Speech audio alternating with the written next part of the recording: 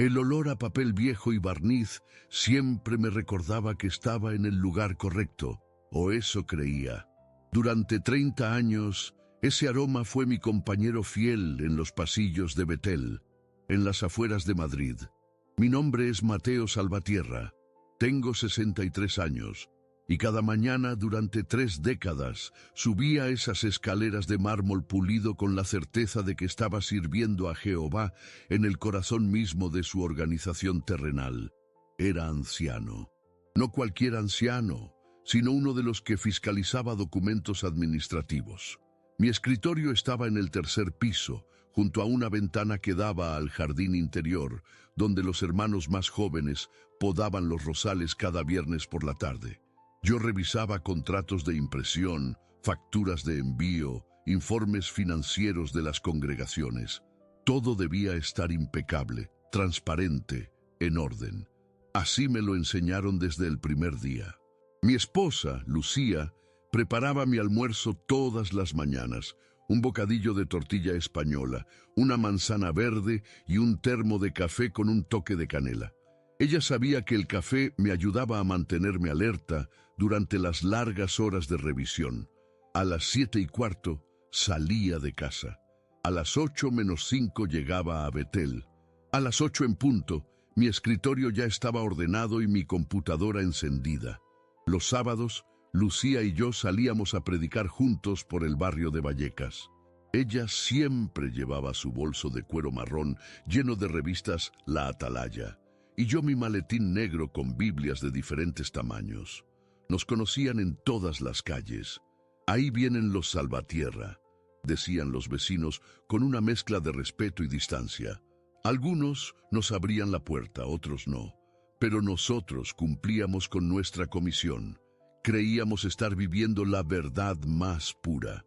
Pero hubo una noche, a finales del otoño pasado, en que todo comenzó a cambiar. Eran las 11 de la noche. Yo había quedado de turno para hacer la ronda de seguridad en el edificio principal. No era algo frecuente, pero uno de los hermanos encargados estaba enfermo y me ofrecía cubrirlo. Caminaba por el corredor del 2º piso, revisando que las luces estuvieran apagadas y las puertas cerradas, cuando vi algo que me detuvo en seco.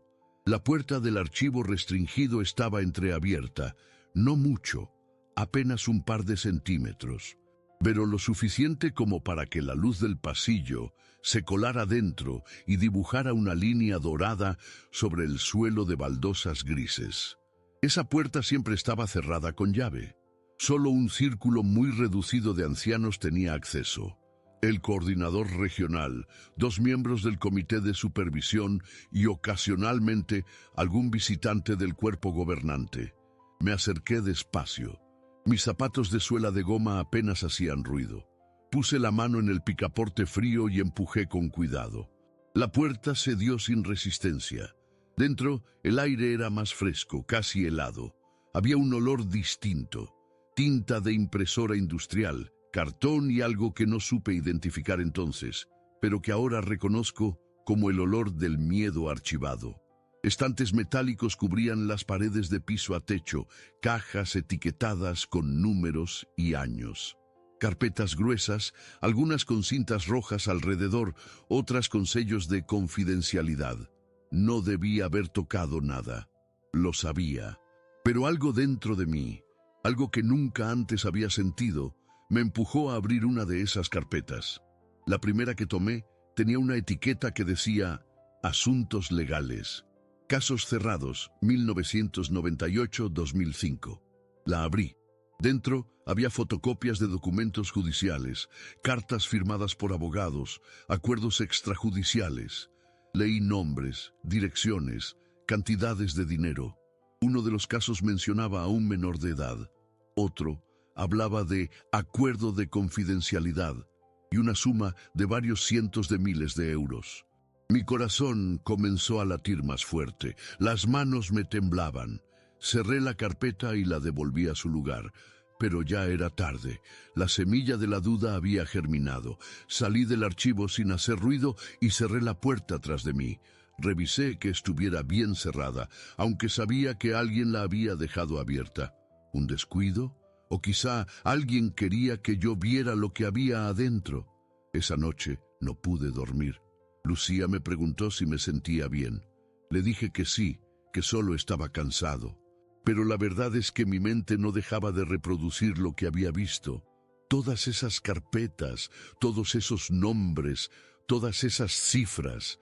Durante años, desde el púlpito, yo había dicho a las congregaciones que la organización de Jehová era pura, transparente, incorruptible, que el mundo estaba hundido en el fango de la mentira, pero nosotros éramos distintos, éramos la luz en medio de las tinieblas.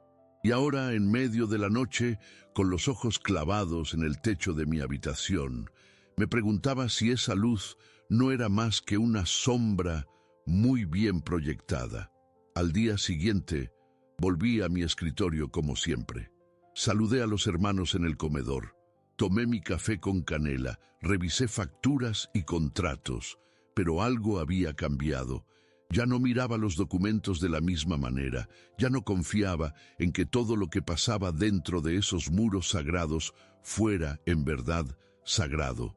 Y lo peor de todo era que no sabía con quién hablar, porque si lo que vi era real, entonces hablar significaba convertirse en enemigo, y en Betel, los enemigos no tienen futuro. Nací en el año 1962, en un pequeño pueblo de Castilla llamado Aranda de Duero.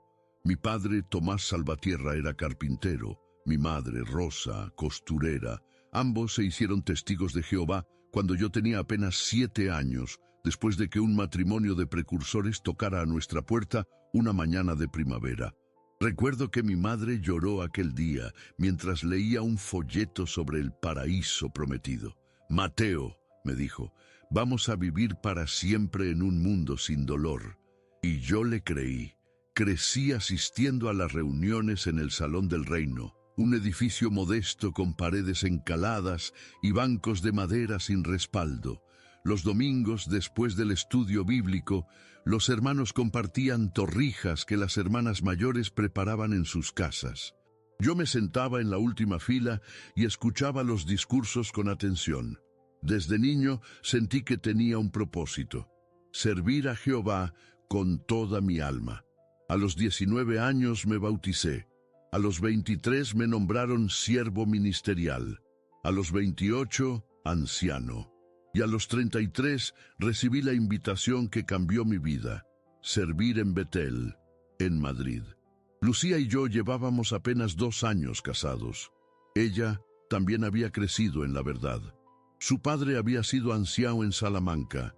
Nos conocimos en una asamblea de circuito y desde el primer momento supe que era la mujer con la que quería envejecer. Cuando nos mudamos a Madrid, todo parecía perfecto. Vivíamos en un pequeño apartamento dentro del complejo de Betel, en el 4º piso. Desde la ventana de la cocina podíamos ver el jardín central y más allá las colinas que rodeaban la ciudad. Cada mañana el sol entraba por esa ventana y bañaba de luz dorada la mesa donde desayunábamos juntos. Lucía trabajaba en el departamento de correspondencia. Respondía cartas de hermanos de toda España que pedían orientación espiritual. Ella tenía una letra hermosa, clara y redonda, como la de una maestra de escuela antigua. A veces, por las noches, me leía algunas de las cartas más conmovedoras, historias de familias rotas que encontraban paz en la organización, jóvenes que dejaban atrás vicios y encontraban propósito, ancianos que al borde de la muerte agradecían por haber conocido la verdad. Y yo, desde mi escritorio en el 3er piso, fiscalizaba documentos. Contratos con imprentas, facturas de papel, informes de donaciones de las congregaciones. Todo debía cuadrar al centavo. Esa era mi misión: garantizar que la obra de Jehová fluyera sin obstáculos administrativos. Pero con el paso de los años comencé a notar cosas, pequeñas cosas, al principio. Conversaciones que se interrumpían cuando yo entraba en una sala. Documentos que desaparecían de mi escritorio sin explicación. Reuniones a puerta cerrada a las que solo asistían ciertos ancianos, siempre los mismos. El coordinador regional, un hombre llamado Rafael Montesinos, de unos 70 años, con cabello blanco perfectamente peinado hacia atrás y gafas de montura dorada. Él era quien tenía la llave del archivo restringido. Rafael era respetado, casi temido. Cuando caminaba por los pasillos, los hermanos más jóvenes bajaban la cabeza en señal de reverencia. Nunca alzaba la voz, pero su silencio era más intimidante que cualquier grito. Recuerdo una ocasión en que un betelita joven, un chico llamado David, cuestionó en voz alta por qué ciertos gastos no aparecían en los informes mensuales. Rafael lo llamó a su oficina. David salió media hora después con los ojos rojos y a la semana siguiente fue transferido a una congregación en Galicia, en el extremo opuesto del país. Nunca más lo vimos. Había otro anciano, Ernesto Villar, que trabajaba en el departamento legal. Ernesto era abogado de formación, un hombre de unos 55 años, delgado, de gestos precisos y mirada fría. Siempre llevaba trajes oscuros y corbatas discretas. Nunca sonreía. Nunca participaba en las conversaciones informales del comedor. Él era el encargado de manejar los asuntos delicados, como los llamaban. Nunca supe exactamente qué significaba eso, hasta aquella noche en el archivo. También estaba Gabriel, un anciano más cercano a mí. Gabriel tenía 60 años, era viudo y trabajaba en el departamento de mantenimiento. Nos hicimos amigos durante los primeros años en Betel. A veces, después de cenar, caminábamos juntos por el jardín y hablábamos de las escrituras, de nuestras familias, de la vida. Gabriel era sincero, humilde, pero con el tiempo noté que él también comenzaba a mostrar señales de incomodidad. Una tarde, mientras podaba los rosales, me dijo en voz baja: «Mateo, ¿alguna vez te has preguntado por qué ciertos hermanos tienen privilegios que otros nunca tendrán, sin importar cuánto sirvan?» La pregunta me tomó por sorpresa. «Gabriel, todos servimos según nuestras capacidades», le respondí, repitiendo lo que siempre nos habían enseñado. Él asintió, pero no pareció convencido. «Sí, claro, según nuestras capacidades». Y no dijo nada más. Lucía también comenzó a notar cosas. Una de sus compañeras, en el departamento de correspondencia, una hermana joven llamada Elena, había sido removida de su puesto sin explicación. Elena era eficiente, trabajadora, siempre con una sonrisa, pero un día simplemente no estaba. Cuando Lucía preguntó qué había pasado, le dijeron que Elena había decidido regresar a su congregación por razones personales. Pero Lucía, que había desarrollado una amistad cercana con ella, sabía que Elena amaba su trabajo en Betel. Algo no cuadraba.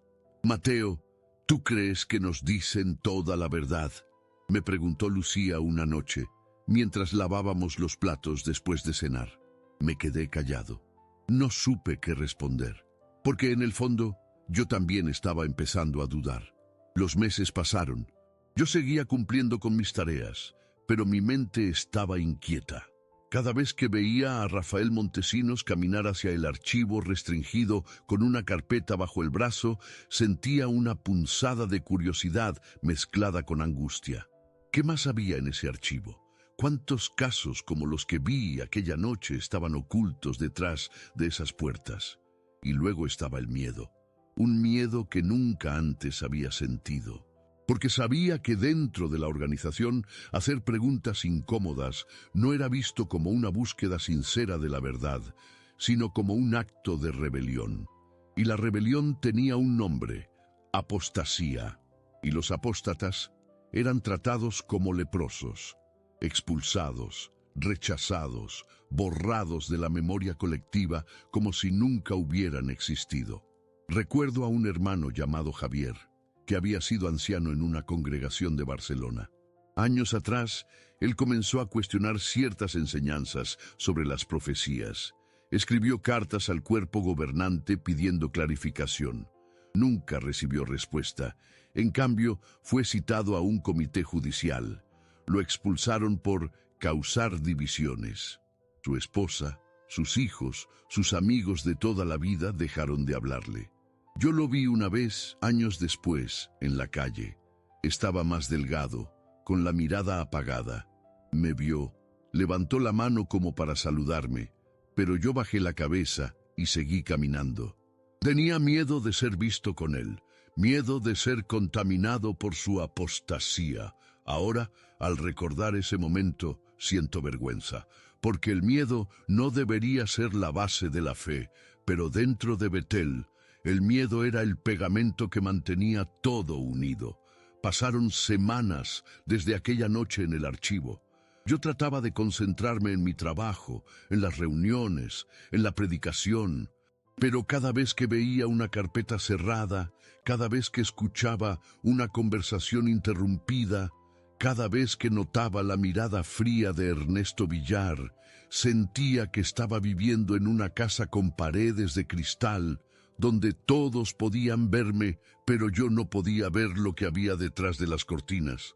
Y Lucía lo sabía. Ella me conocía demasiado bien. Una noche, después de la reunión semanal, mientras caminábamos de regreso a nuestro apartamento, me tomó de la mano y me dijo: «Mateo, sé que algo te está carcomiendo por dentro. No tienes que decírmelo ahora, pero cuando estés listo, estaré aquí».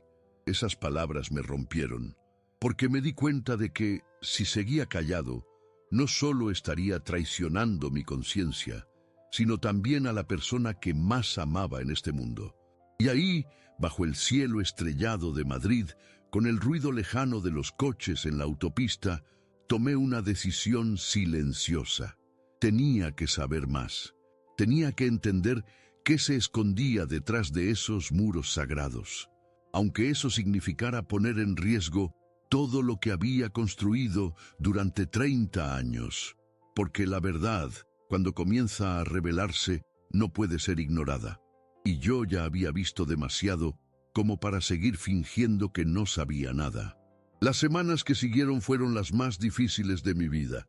Cada mañana me levantaba con la misma rutina: café con canela, bocadillo de tortilla, salida a las 7:15.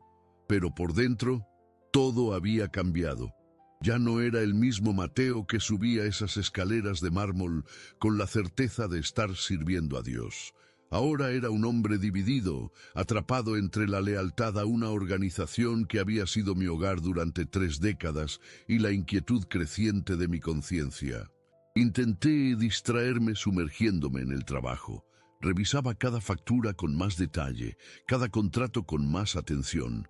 Pero cuanto más revisaba, más notaba las inconsistencias.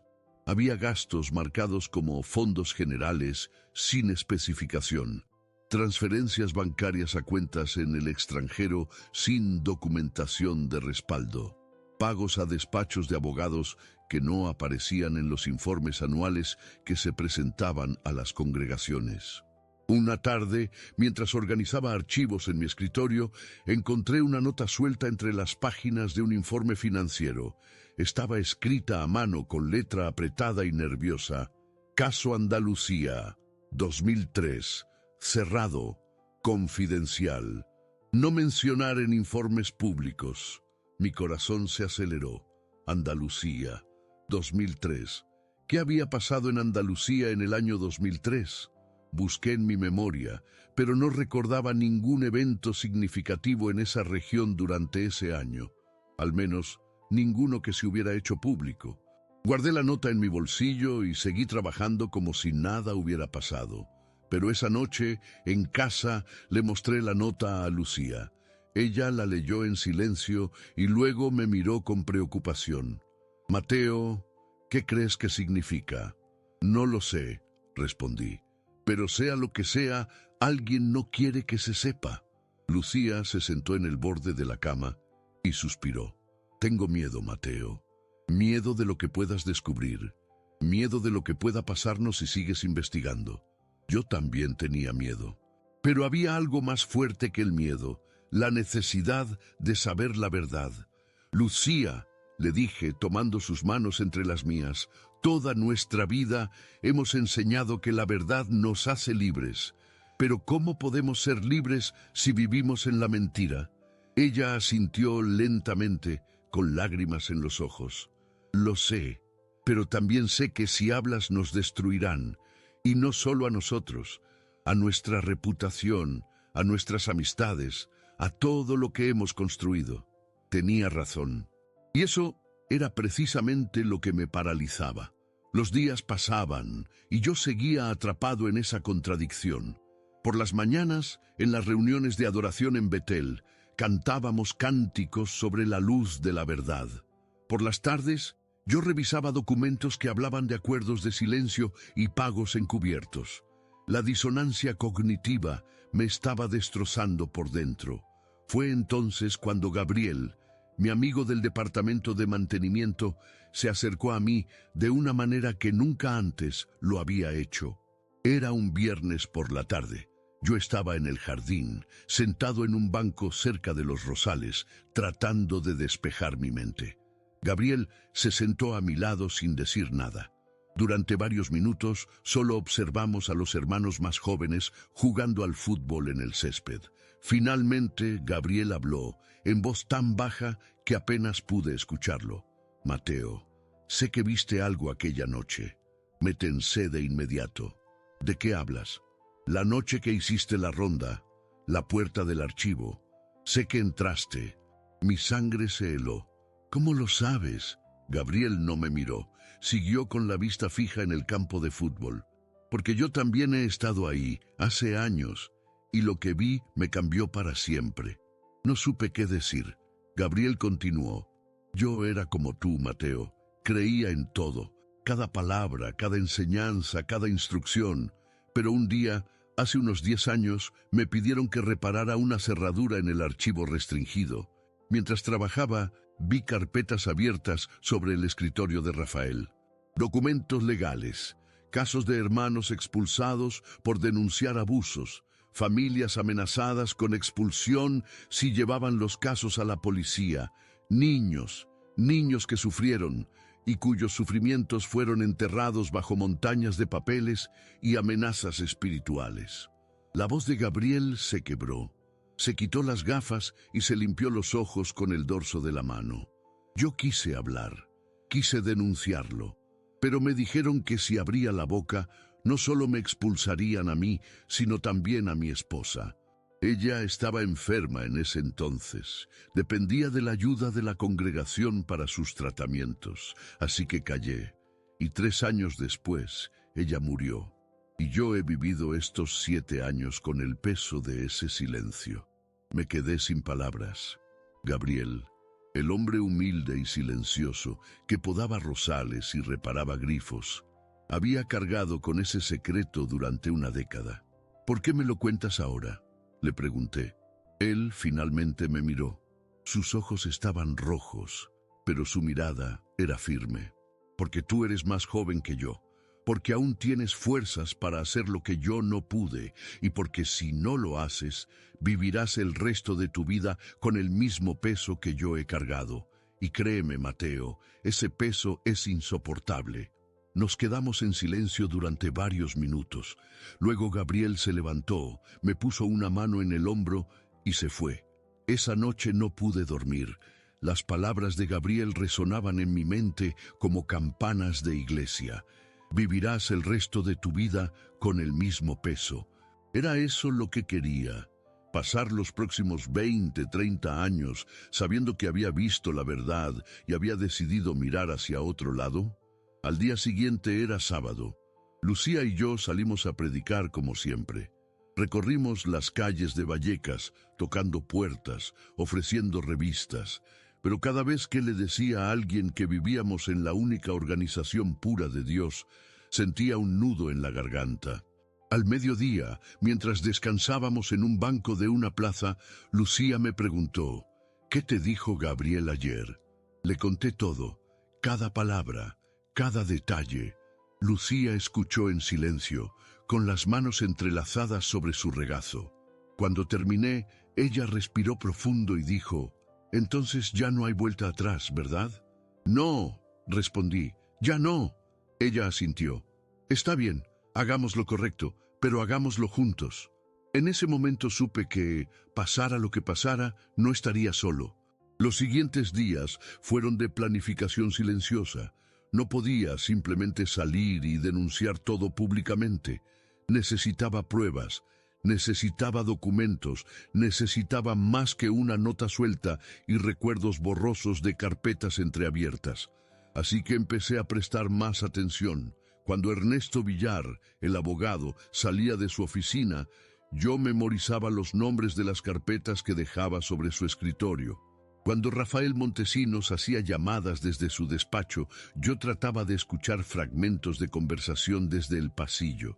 No era fácil, y cada vez que lo hacía, sentía que estaba traicionando todo lo que me habían enseñado sobre la obediencia y la sumisión. Pero también sabía que la obediencia ciega no es lo mismo que la lealtad a Dios. Y si Dios es verdad, entonces la verdad no puede construirse sobre mentiras. Una tarde, mientras revisaba un informe financiero del año 2007, encontré una discrepancia. Había una transferencia de 450.000 euros a una cuenta en Suiza, marcada como donación anónima para obra mundial. Pero cuando busqué en los archivos públicos que se distribuían a las congregaciones, esa transferencia no aparecía. Había sido borrada del registro oficial. Fotocopié el documento y lo guardé en mi maletín. Esa noche, en casa, lo escondí dentro de un libro viejo en nuestra biblioteca. Empecé a crear un pequeño archivo secreto. Notas, fotocopias, nombres, fechas, inconsistencias. Lucía me ayudaba. Ella tenía acceso al departamento de correspondencia, donde también se archivaban cartas de hermanos que pedían ayuda o reportaban problemas. Una noche me trajo una carta que nunca había sido respondida. Era de una madre en Sevilla, cuya hija había sido abusada por un anciano de su congregación. La madre pedía ayuda, orientación, justicia. La carta estaba fechada en el año 2010. En la esquina superior derecha, alguien había escrito con tinta roja, «No procede, archivo». Lucía temblaba cuando me entregó esa carta. «Mateo, ¿cómo pudieron hacer esto? ¿Cómo pudieron ignorar a una madre que pedía ayuda para su hija?» Yo no tenía respuesta.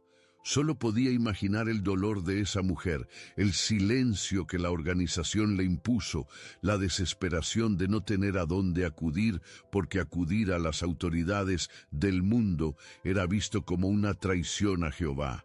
Cada nueva evidencia que encontraba era como una puñalada en el corazón, porque no eran solo papeles, eran vidas. Eran personas reales que habían sido silenciadas, amenazadas, expulsadas, destruidas, y yo había sido parte de ese sistema. Yo había predicado desde el púlpito que la organización era pura. Yo había defendido las políticas que ahora veía como herramientas de opresión. Yo había contribuido, aunque sin saberlo, a mantener ese silencio. La culpa me consumía. Pero la determinación de hacer algo al respecto crecía cada día. Un lunes por la mañana recibí una citación. Rafael Montesinos quería verme en su oficina. El mensaje era breve y formal. «Hermano Salvatierra, por favor, preséntese en mi oficina hoy a las 3 de la tarde». Lucía palideció cuando se lo conté. «Mateo, ellos saben algo. Ten cuidado». Yo también lo sabía, pero no podía huir. No ahora. A las 3 en punto, toqué la puerta de la oficina de Rafael. Su voz grave me invitó a pasar. La oficina era amplia, con estantes llenos de Biblias en diferentes idiomas y retratos de líderes de la organización colgados en las paredes. Rafael estaba sentado detrás de su escritorio, con las manos cruzadas sobre una carpeta cerrada. «Siéntate, Mateo», dijo sin levantar la vista. Me senté. El silencio era sofocante. Finalmente, Rafael levantó la mirada. Sus ojos, detrás de las gafas de montura dorada, eran fríos y penetrantes. «Mateo, he recibido informes de que has estado haciendo preguntas. Preguntas sobre asuntos que no te conciernen. Mi corazón latía con fuerza, pero mantuve la calma. Solo estoy cumpliendo con mi trabajo, hermano Montesinos. Revisar documentos y asegurarme de que todo esté en orden. Rafael sonrió, pero fue una sonrisa sin calidez. Tu trabajo es revisar lo que te asignamos revisar, no lo que decides revisar por tu cuenta. Abrió la carpeta que tenía frente a él y sacó varias hojas. Reconocí algunas de ellas. Eran fotocopias que yo había hecho. De alguna manera habían descubierto lo que estaba haciendo. Mateo, te conozco desde hace muchos años. Sé que eres un hermano leal, pero también sé que a veces los hermanos leales pueden ser tentados por el enemigo a cuestionar la sabiduría de los que Jehová ha puesto como líderes. No dije nada, solo lo miré fijamente. Rafael continuó. Hay cosas en esta organización que no todos necesitan saber. No porque sean malas, sino porque son complejas. Asuntos legales, estrategias de protección, formas de preservar la paz de la congregación. Si cada hermano supiera todos los detalles, habría confusión. Y Jehová no es un Dios de confusión, ¿verdad? Tampoco es un Dios de mentiras, respondí, sorprendiéndome a mí mismo por mi propia audacia. El rostro de Rafael se endureció. Ten cuidado con tus palabras, Mateo. Acusar a la organización de Jehová de mentir es apostasía. Y tú sabes lo que le sucede a los apóstatas. El miedo me recorrió la columna vertebral, pero también sentí algo más, una extraña sensación de liberación. Porque, por primera vez en mi vida, había dicho en voz alta lo que pensaba. Rafael cerró la carpeta y se recostó en su silla. Te voy a dar una oportunidad, Mateo. Deja de hacer preguntas. Deja de fotocopiar documentos. Vuelve a tu trabajo y olvida lo que has visto. Si lo haces, este asunto quedará entre nosotros. Pero si continúas por este camino, tendré que tomar medidas. Y esas medidas no solo te afectarán a ti, sino también a Lucía. La amenaza estaba clara. Si yo hablaba, ambos seríamos expulsados. Y con la expulsión vendría el rechazo total. Nuestros amigos, nuestra comunidad, todo lo que habíamos conocido durante toda nuestra vida adulta desaparecería. Salí de esa oficina con las piernas temblorosas. No sabía qué hacer. Cada opción parecía imposible. Si callaba, viviría con la culpa para siempre. Si hablaba, lo perdería todo. Esa noche, Lucía y yo nos sentamos en la pequeña sala de nuestro apartamento. Le conté lo que había pasado. Ella lloró. Yo también lloré. Mateo, ¿qué vamos a hacer?, preguntó entre sollozos. Miré por la ventana. Afuera, el jardín de Betel estaba iluminado por las luces nocturnas. Todo parecía tan tranquilo, tan perfecto, pero yo sabía que bajo esa superficie de paz había un abismo de secretos. Vamos a hacer lo correcto, dije finalmente. Aunque nos cueste todo. Lucía asintió, secándose las lágrimas. Entonces, hagámoslo bien. Consigamos todas las pruebas que podamos, y cuando sea el momento, hablemos. Durante las siguientes semanas, trabajamos en secreto. Gabriel nos ayudó, pasándonos información que él había guardado durante años. También contacté con un antiguo hermano que había sido expulsado años atrás por apostasía. Su nombre era Javier, el mismo hombre que yo había evitado en la calle por miedo. Le escribí una carta pidiéndole perdón y explicándole lo que estaba descubriendo. Él respondió de inmediato, ofreciéndome su ayuda y compartiendo su propia historia. Javier me envió documentos que él había logrado obtener antes de ser expulsado, casos similares al que yo había visto, historias de familias destruidas, niños que crecieron sin justicia, y todo encubierto bajo el manto de proteger el nombre de Jehová. Cada nuevo documento era un golpe al corazón, pero también era una pieza más del rompecabezas que estaba armando. Una tarde, mientras organizaba todo el material que habíamos recopilado, recibí un sobre sin remitente. Dentro había una nota escrita a mano. No estás solo. Hay más de nosotros de lo que imaginas. Sigue adelante. La verdad merece ser conocida. No sé quién envió esa nota, pero me dio fuerzas para continuar, porque sabía que, más allá de los muros de Betel, había personas que también habían visto la verdad y habían pagado el precio de hablar. Y si ellos habían tenido el valor de hacerlo, yo también podía. El momento de la decisión final se acercaba, y yo sabía que, cuando llegara, mi vida nunca volvería a ser la misma. La convocatoria llegó un martes por la mañana, 3 semanas después de mi encuentro con Rafael Montesinos. Era una citación formal, escrita en papel con membrete oficial de Betel. Hermano Mateo Salvatierra, se le convoca a una reunión especial con el Comité de Supervisión, jueves 10 de la mañana, sala de conferencias principal, asunto, cuestiones de lealtad organizacional. Lucía leyó la nota con manos temblorosas. Ya está, Mateo. Llegó el momento. Yo asentí en silencio. Sabía que este día llegaría. Lo había visto venir desde aquella tarde en la oficina de Rafael. Ellos habían estado observándome, midiendo cada uno de mis movimientos, esperando el momento adecuado para actuar. Los 2 días previos a la reunión fueron los más largos de mi vida. Seguí cumpliendo con mi rutina. Café con canela, bocadillo de tortilla, salida a las 7:15. Pero por dentro estaba preparándome para lo inevitable. Repasé mentalmente todo lo que había descubierto, todos los documentos que había recopilado, todas las historias que había escuchado. Y me pregunté, ¿valía la pena? ¿Valía la pena sacrificar 30 años de servicio, de amistades, de estabilidad, por defender una verdad que la mayoría no quería escuchar? La respuesta siempre era la misma, sí, porque la verdad no necesita defensores cuando es conveniente, la necesita precisamente cuando es incómoda.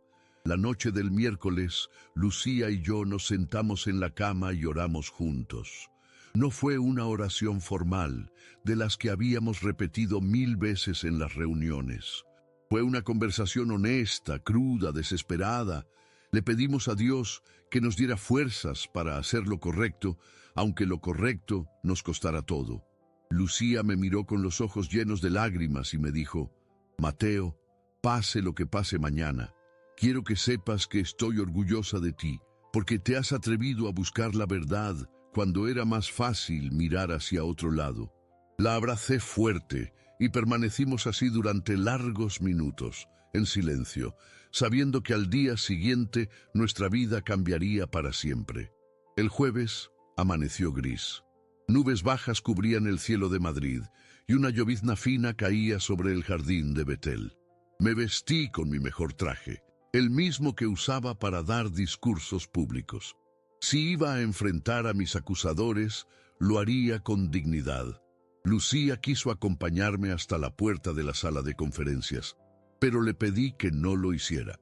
No quería que ella estuviera presente cuando todo se derrumbara. Ella entendió, me dio un beso en la mejilla y me dijo, «Sé valiente, amor mío». A las 10 en punto, entré a la sala de conferencias. Era un espacio amplio, con una larga mesa de madera pulida en el centro y sillas de cuero negro alrededor. En un extremo de la mesa estaban sentados 5 hombres, Rafael Montesinos, Ernesto Villar y 3 ancianos más que reconocí como parte del Comité de Supervisión Regional. Sus rostros eran serios, inexpresivos. Rafael me indicó con un gesto que me sentara al otro lado de la mesa, frente a ellos. Me senté. El silencio era pesado, casi tangible. Rafael fue el primero en hablar. Su voz era grave, formal, como la de un juez leyendo una sentencia.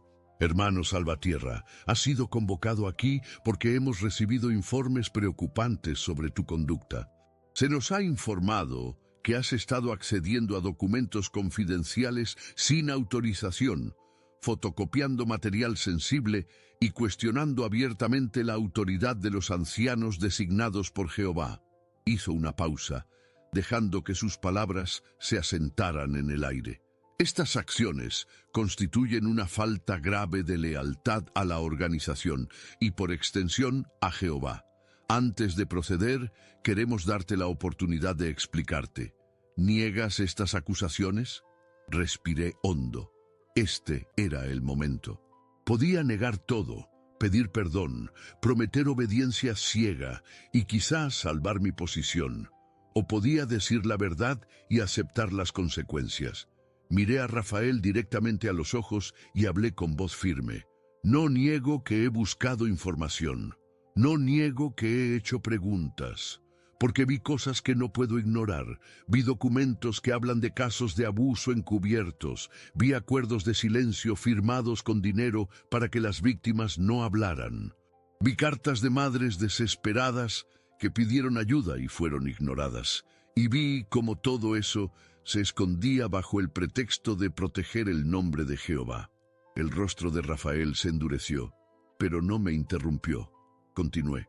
Durante 30 años he enseñado desde el púlpito que esta es la organización más pura de la tierra, que somos diferentes del mundo corrupto, que vivimos bajo los más altos estándares de verdad y justicia. Pero, ¿cómo podemos predicar pureza mientras escondemos sufrimiento? ¿Cómo podemos hablar de justicia mientras silenciamos a las víctimas? Ernesto Villar, el abogado, intervino por primera vez. Su voz era fría, calculadora. Hermano Salvatierra, lo que usted llama encubrimiento es en realidad protección legal. Vivimos en un mundo hostil, donde los enemigos de la organización buscan cualquier excusa para atacarnos. Los procedimientos legales que usted vio son medidas necesarias para proteger a la congregación de acusaciones infundadas y litigios maliciosos. ¿Y qué hay de las víctimas?, repliqué. ¿Qué hay de los niños que sufrieron y cuyas voces fueron acalladas? Eso también es protección legal. El silencio que siguió fue tenso. Los 5 hombres intercambiaron miradas. Rafael se inclinó hacia adelante, con los codos sobre la mesa. Mateo, te voy a hacer una pregunta muy simple, y tu respuesta determinará tu futuro en esta organización. ¿Confías en que Jehová, a través de su organización, está manejando estos asuntos de la manera correcta, aunque tú no lo entiendas? ¿O crees que tú, un simple anciano, sabes mejor que el cuerpo gobernante cómo debe dirigirse la obra de Dios? Era la pregunta trampa, la pregunta que no admitía matices, o confiaba ciegamente o era un apóstata. Cerré los ojos por un momento. Pensé en Gabriel, cargando su secreto durante una década. Pensé en Javier, expulsado por buscar la verdad. Pensé en aquella madre de Sevilla, cuya carta fue archivada sin respuesta. Pensé en Lucía, esperándome fuera con el corazón en la mano. Abrí los ojos y respondí, yo confío en Dios, pero Dios no necesita mentiras para sostenerse. Si esta organización está haciendo lo correcto, entonces no debería tener miedo de la transparencia. Y si está escondiendo el sufrimiento de las víctimas para proteger su reputación, entonces no está actuando en nombre de Dios, sino en nombre del poder. Rafael se recostó en su silla. Su expresión era de decepción mezclada con dureza. «Entonces has tomado tu decisión». «Sí», dije, «la he tomado». Uno de los ancianos, un hombre mayor llamado Antonio, habló por primera vez. Su voz temblaba ligeramente. «Mateo, ¿comprendes lo que esto significa? Si abandonas la organización, pierdes todo. Tu comunidad, tus amigos, tu propósito. Vivirás como un apóstata, rechazado por todos los que alguna vez te amaron. ¿De verdad estás dispuesto a pagar ese precio?» «Sí», respondí sin dudar, «porque el precio de callar es mucho más alto». Rafael golpeó la mesa con la palma de la mano, un gesto controlado pero firme. «Entonces queda claro. Hermano Mateo Salvatierra, por tu falta de sumisión a la autoridad teocrática y por sembrar dudas sobre la organización de Jehová, quedas desasociado de la congregación. Efectivo inmediatamente. Se te pide que abandones las instalaciones de Betel en un plazo de 48 horas. Se notificará a todas las congregaciones de España sobre tu expulsión. Ya no eres bienvenido en ningún salón del reino. Que Jehová tenga misericordia de tu alma. Me levanté. No había nada más que decir. Miré a cada uno de esos hombres por última vez, y luego, con la cabeza en alto, salí de la sala. Afuera, Lucía me esperaba. Cuando me vio, supo de inmediato lo que había pasado. Corrió hacia mí y me abrazó fuerte. «Ya está», le dije. «Se acabó». Ella asintió, llorando y sonriendo al mismo tiempo. «Entonces, empecemos de nuevo». Y en ese momento, bajo la llovizna gris de Madrid, sentí algo que no había sentido en mucho tiempo. Paz. Las 48 horas que nos dieron para abandonar Betel fueron un torbellino de emociones contradictorias. Por un lado, sentía un peso gigantesco levantándose de mis hombros. Ya no tenía que fingir, ya no tenía que callar, ya no tenía que vivir en esa disonancia constante entre lo que veía y lo que se esperaba que creyera. Por otro lado, el miedo al futuro era real y palpable. ¿Qué haríamos? ¿Dónde viviríamos? ¿Cómo nos sostendríamos económicamente después de haber dedicado 30 años a un servicio que no nos había preparado para la vida fuera de la organización? Lucía fue mi roca durante esos días. Mientras yo empacaba nuestras pertenencias con manos temblorosas, ella mantenía la calma, organizando cada caja, cada objeto, con la meticulosidad que siempre la había caracterizado. Teníamos poco: ropa, algunos libros, fotografías de nuestra vida juntos, utensilios básicos de cocina. Todo lo demás pertenecía a Betel. El viernes por la tarde, Gabriel vino a nuestro apartamento. Traía una caja de cartón llena de provisiones: arroz, lentejas, latas de conserva, café. También traía un sobre con dinero en efectivo. «Es lo que he podido ahorrar estos años», dijo con voz suave. «No es mucho, pero les ayudará a empezar». Intenté rechazarlo, pero él insistió. «Mateo, durante 10 años yo callé cuando debí hablar. Déjame al menos ayudarte ahora que tú has tenido el valor que yo no tuve». Lo abracé. Gabriel, el hombre silencioso que podaba rosales, se había convertido en uno de los seres más valientes que conocía, porque seguir dentro de la organización sabiendo lo que sabía requería una fortaleza diferente, una que yo no estaba seguro de poseer. Antes de irse, Gabriel me entregó un último documento. Era una copia de un informe interno fechado en el año 2001, en el que se instruía a los ancianos a no denunciar casos de abuso a las autoridades a menos que la ley local lo exigiera explícitamente. El documento estaba firmado por miembros del cuerpo gobernante. «Guárdalo bien», me dijo. «Algún día, cuando estés listo, el mundo necesitará saber esto». La noticia de nuestra expulsión se extendió rápidamente. El sábado por la mañana, mientras terminábamos de empacar, recibimos varias llamadas. Ninguna era de apoyo. Eran advertencias, súplicas, acusaciones. Una hermana mayor, que había sido nuestra vecina durante años, nos llamó llorando. «Mateo, Lucía, ¿cómo pudieron hacer esto? ¿Cómo pudieron abandonar a Jehová?» Lucía intentó explicarle que no habíamos abandonado a Dios, sino a una estructura que protegía el abuso. Pero la hermana no quiso escuchar. Colgó el teléfono en medio de la conversación. Fue entonces cuando comprendimos la magnitud de lo que habíamos perdido. No solo un lugar donde vivir o un trabajo. Habíamos perdido nuestra comunidad entera. Todas las personas que conocíamos, todos nuestros amigos, todos los que habían compartido comidas con nosotros, risas, oraciones, ahora nos veían como enemigos de Dios. El rechazo no era parcial, era total, absoluto, sistemático. El domingo, nuestro último día en Betel, amaneció soleado. Irónico, pensé.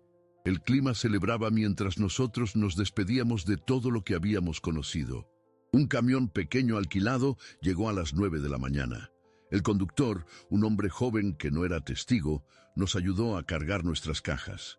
Mientras trabajábamos, vi a algunos hermanos observándonos desde las ventanas. Ninguno bajó a despedirse, ninguno ofreció ayuda. Era como si ya estuviéramos muertos. Antes de subir al camión, miré por última vez el edificio de Betel, las paredes blancas, los jardines perfectamente cuidados, las ventanas que brillaban bajo el sol.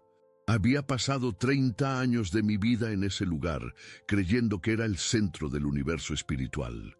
Ahora lo veía tal como era. Un edificio hermoso por fuera, pero con secretos oscuros por dentro. Lucía tomó mi mano. Vámonos, Mateo. Nuestro futuro no está aquí. Nos instalamos temporalmente en un pequeño apartamento en el barrio de Carabanchel, en el sur de Madrid. Era modesto, con una habitación, una cocina diminuta y un baño que necesitaba reparaciones. Pero era nuestro. Nadie podía echarnos de allí por pensar diferente. Los primeros días fueron los más difíciles. Yo había trabajado en Betel toda mi vida adulta. No tenía experiencia en el mercado laboral convencional. Lucía tampoco.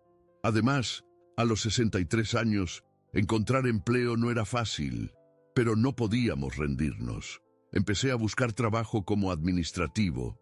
Mi experiencia en revisión de documentos y gestión financiera resultó útil. Después de 2 semanas de enviar currículums, conseguí un empleo de medio tiempo en una empresa de contabilidad. No era glamoroso, pero pagaba el alquiler y la comida. Lucía encontró trabajo en una biblioteca pública, organizando archivos y atendiendo al público. Ella siempre había amado los libros y ahora, por primera vez en su vida, podía leer lo que quisiera sin restricciones, sin prohibiciones, sin miedo a ser juzgada por leer material apóstata. Las noches eran tranquilas, pero también extrañas. Durante 30 años habíamos estado rodeados de actividad constante, reuniones, estudios bíblicos, predicación, servicio. Ahora las noches eran nuestras. A veces nos sentábamos en el pequeño balcón de nuestro apartamento tomando té y mirando las luces de la ciudad, y hablábamos. Hablábamos de todo lo que nunca nos habíamos atrevido a cuestionar antes. ¿Crees que hicimos lo correcto?, me preguntó Lucía una noche. Sí, respondí sin dudar, porque ahora podemos dormir en paz. Ella sonrió. Yo también lo creo. Poco a poco empezamos a reconstruir nuestras vidas. Hicimos nuevos amigos, vecinos, compañeros de trabajo, personas que no nos juzgaban por nuestro pasado. Descubrimos que el mundo fuera de la organización no era el lugar oscuro y malvado que nos habían enseñado. Había bondad, generosidad, compasión. Y lo más importante, había libertad. Pero no todo era fácil. El dolor del rechazo seguía presente. A veces, caminando por la calle, veíamos a hermanos de nuestra antigua congregación. Apartaban la mirada, cruzaban al otro lado de la acera, nos ignoraban por completo, como si nunca hubiéramos existido. Un día, en el supermercado, me encontré con Antonio, uno de los ancianos que había estado presente en mi expulsión. Nuestros ojos se cruzaron por un segundo. Vi algo en su mirada. No odio, sino tristeza. Pero no dijo nada. Simplemente se dio la vuelta y se fue. Lucía sufrió especialmente cuando su hermana menor, que seguía siendo testigo, dejó de contestar sus llamadas. Intentó escribirle cartas, explicándole que seguía amándola, que no había cambiado como persona, que simplemente había tomado una decisión basada en su conciencia. Pero las cartas nunca fueron respondidas. ¿Por qué el amor tiene que ser condicional?, me preguntó Lucía una noche con los ojos llenos de lágrimas. Pensé que el amor verdadero no tenía límites. Yo no tenía respuesta. Solo podía abrazarla y dejar que llorara. Pero en medio del dolor también hubo sorpresas. Javier, el exhermano con quien había contactado antes de mi expulsión, se convirtió en un amigo cercano. Él nos presentó a otros extestigos que habían pasado por experiencias similares. Nos unimos a un grupo de apoyo que se reunía una vez al mes. Allí, por primera vez, pudimos hablar abiertamente sobre nuestras dudas, nuestros miedos, nuestras heridas, sin ser juzgados. Escuchar las historias de otros fue sanador. Había personas que habían perdido a sus hijos, a sus padres, a sus cónyuges por atreverse a cuestionar. Había personas que habían sido expulsadas por apostasía, simplemente por hacer preguntas honestas. Había personas que habían sufrido abuso dentro de la organización y habían sido silenciadas con amenazas de expulsión. Y también había personas que, a pesar de todo, habían encontrado la forma de reconstruir sus vidas. Que habían vuelto a estudiar, a trabajar, a amar, a soñar. Que habían descubierto que la vida fuera de la organización no era un desierto espiritual, sino un campo lleno de posibilidades. Uno de esos encuentros marcó un punto de inflexión en mi proceso de sanación. Una mujer llamada Carmen, de unos 50 años, compartió su historia. Había sido abusada por un anciano cuando tenía 14 años. Cuando lo denunció a los ancianos, le dijeron que necesitaba 2 testigos para que su acusación fuera válida. Como no lo sabía, el caso fue archivado. El abusador continuó en su puesto. Carmen fue expulsada años después por comportamiento inmoral, cuando, destruida emocionalmente, cayó en una relación fuera del matrimonio. Escuchar su historia me rompió, porque me di cuenta de que, durante años, yo había sido parte del sistema que permitía ese tipo de injusticias. Yo había aplicado las mismas reglas, las mismas políticas, sin cuestionar. Yo había creído que estaba protegiendo la pureza de la congregación, pero en realidad estaba protegiendo a los abusadores. Al final de la reunión me acerqué a Carmen y le pedí perdón. Perdón por haber sido parte del sistema que la había fallado. Ella me miró con los ojos llenos de lágrimas y me dijo: el hecho de que ahora estés aquí, escuchando, aprendiendo, ya es un acto de redención.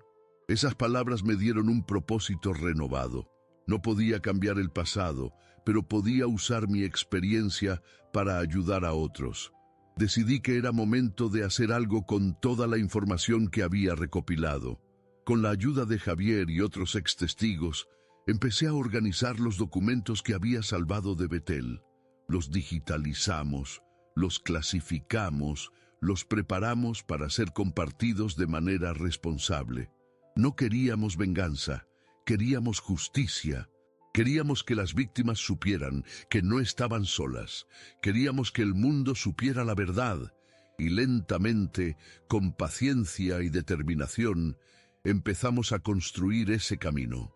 Han pasado 2 años desde que salimos de Betel. 2 años que han sido los más difíciles y al mismo tiempo los más liberadores de mi vida. Hoy, mientras escribo estas líneas desde el pequeño balcón de nuestro apartamento en Carabanchel, con una taza de café con canela en la mano, ese ritual que Lucía nunca ha dejado de prepararme, puedo mirar hacia atrás y ver el camino recorrido con una mezcla de dolor y gratitud. El dolor es real, no voy a mentir. Hay días en que extraño la sensación de pertenencia que teníamos en la organización. Extraño las comidas compartidas después de las reuniones, las conversaciones sobre las escrituras, la ilusión de formar parte de algo más grande que nosotros mismos. Pero luego recuerdo el precio de esa pertenencia, el silencio forzado, la obediencia ciega, la negación de nuestra propia conciencia, y entonces comprendo que lo que extraño no es la realidad de lo que era, sino la ilusión de lo que creíamos que era. Lucía ha sido mi compañera inseparable en este viaje. A veces, en las noches, cuando la veo leer un libro junto a la ventana con la luz dorada del atardecer iluminando su rostro, siento una gratitud inmensa por haberla tenido a mi lado. Ella sacrificó tanto como yo. Perdió a su hermana, a sus amigas de toda la vida, a la comunidad que había sido su hogar desde niña. Pero nunca, ni una sola vez, me culpó por ello. Al contrario, me ha dicho repetidas veces: Mateo, me salvaste de vivir una mentira para siempre. Nuestro trabajo ha dado frutos de maneras que nunca imaginamos. Los documentos que logramos preservar, junto con los testimonios de otras víctimas y exmiembros, se han compartido de forma responsable con organizaciones de derechos humanos y medios de comunicación serios. No ha sido un proceso rápido ni fácil. Hubo momentos en que pensamos que nadie nos escucharía, que nuestras voces se perderían en el ruido del mundo. Pero persistimos. El año pasado, una investigación periodística importante citó algunos de nuestros documentos. Varios países han empezado a cuestionar las políticas de la organización respecto al manejo de casos de abuso. No es una victoria completa, pero es un comienzo. Es una grieta en el muro de silencio que durante décadas ha protegido a los abusadores y silenciado a las víctimas. Carmen, la mujer que compartió su historia en aquel grupo de apoyo, se ha convertido en una defensora incansable de las víctimas. Creó una línea de ayuda para personas que están considerando dejar la organización y necesitan orientación. Ella dice que cada persona que logra salir y reconstruir su vida es una victoria contra el miedo. Y tiene razón. Gabriel sigue en Betel. A veces me escribe correos electrónicos breves, cuidadosos, sin firma. Me cuenta pequeñas cosas, que los rosales están floreciendo, que hay nuevos betelitas jóvenes llenos de entusiasmo, que él sigue cortando el césped cada viernes por la tarde. Nunca menciona nada explícito sobre la organización, pero entre líneas puedo leer su lucha interna. Sé que él no puede salir, su salud es frágil, no tiene familia fuera de la organización, no tiene recursos económicos, pero también sé que, a su manera, él está resistiendo, manteniéndose fiel a su conciencia dentro de los límites de lo posible.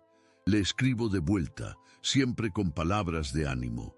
Gabriel, tu valentía no se mide por si te quedas o te vas, se mide por si vives con integridad dentro de las circunstancias que tienes, y tú lo haces. Javier, el ex hermano que me ayudó cuando más lo necesitaba, se ha convertido en uno de mis mejores amigos. Nos reunimos una vez a la semana en una pequeña cafetería cerca de la Plaza Mayor. Hablamos de todo. De la vida, de filosofía, de espiritualidad. Sí, todavía creemos en Dios, solo que ahora sin intermediarios institucionales, de fútbol, de política. Conversaciones libres, sin miedo a decir lo que pensamos. ¿Sabes qué es lo mejor de estar fuera?